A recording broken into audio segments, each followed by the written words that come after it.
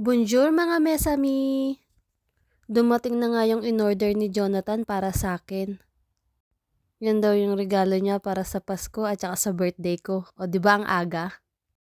Kaya tara, samahan niyo ako mag-unboxing.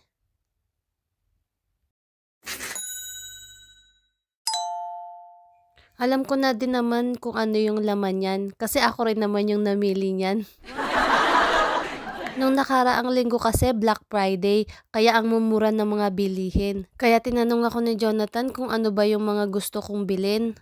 Dahil malamig na nga dito, nag-request ako sa kanya ng mga gagamitin ko sa panlamig.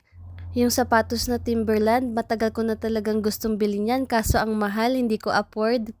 Kaya buti na lang Black Friday, nakabili tuloy ako ng mura. Sa mga hindi nakakaalam ng Black Friday, yan po yung every year, nagkakaroon po ng super sale, online po or sa shopping mall. Katulad ng shoes na gusto kong bilhin, €200 yung original price niyan. Pero dahil sale, nasa €60+ na lang. O siya mga mesami, napaparami na naman yung daldal ko. Au revoir, abiento, bisu bisu!